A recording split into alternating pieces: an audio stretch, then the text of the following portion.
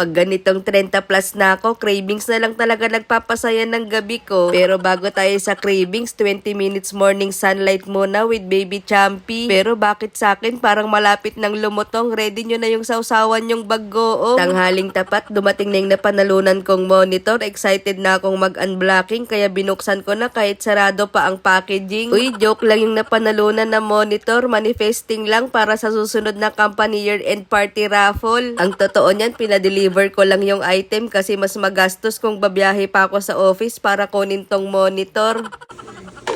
Pa, may sakit ka ba?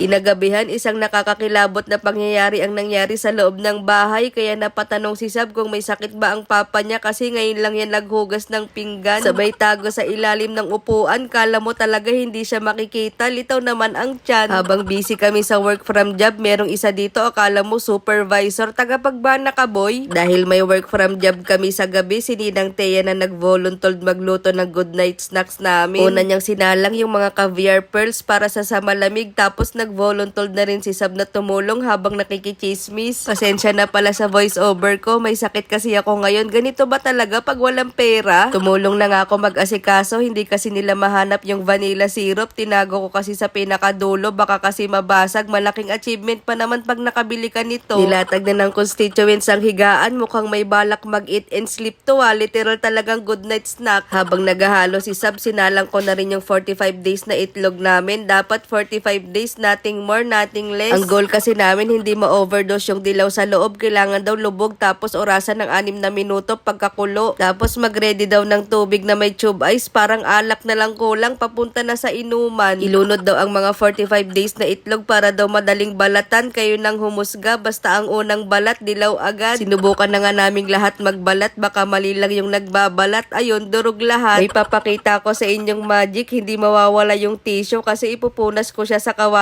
para kumalat yung mantika na in-extract pa sa batok namin. Gagamit nga kami ng CDO Sweet Ham para maging special ang good night snacks namin. Habang abala ako dito sa Ledgi, si Ninang Thea naman nagluluto na ng arnibal para sa leche flan. Joke lang, para sa malamig pala yan. Pagtapos ko sa ham, dahil wala kaming butter, gagamit ako ng star margarine para lasa pa lang tinapay na. Tapos lagyan ng favorite naming Ladies Choice mayonnaise para mas sumarap ang lasa. Tapos lagyan mo ng maraming gulay para gumanda ang itsura. Tapos picturean mo, upload mo sa story mo sa social media para hindi namang halatang naghihirap ka na. Hindi ko nga alam kung ilalagay ko pa tong mga 45 days na itlog na to. Mukha na kasi siyang bugok o epic. Mali pa yung nasa isip ko. Bakit nga ba nilagang itlog to? Paano kaya namin kakagatin to nang hindi malalaglag ang itlog sa sahig? Mabuti na lang matalino si Ninang Thea. Gumamit daw ako ng bond paper. Balutin ko daw yung tinapay. Tapos balutin ko na rin daw yung mga gamit ko at lumayas na ako. Kinakabahan talaga ako. Feeling ko goodbye snacks to. Dapat pala sa gitna yung itlog. Buti pa si Sab na appreciate yung gawa ko. Gutom lang pala kaya tinira agad niya. Gagawa na nga ako ng panulak. Lakas maka iced tea. Gin na lang kulang, malalasing ka na. Di pa nakakatagay, lasing na. Wala, hindi maaasahan to magtimpla ng syembot. Puro pulutan kasi ang pinupulot. Guys, kain na.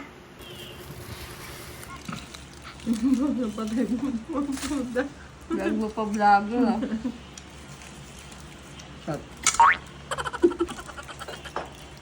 Talagang may pag-angan.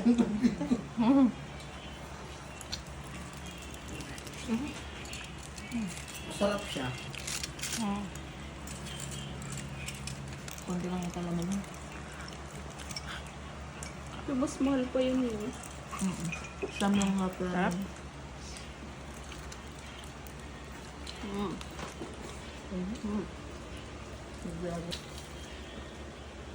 Hindi. Dalawa nga tayo lang. Darating ang araw, papayat din kami. Gabi naman kami kumakain, kaya wag na lang. Bago matulog, gumawa muna ako ng note para kay mama. Salamat sa panonood. Sana walang na-inspire. Paalam!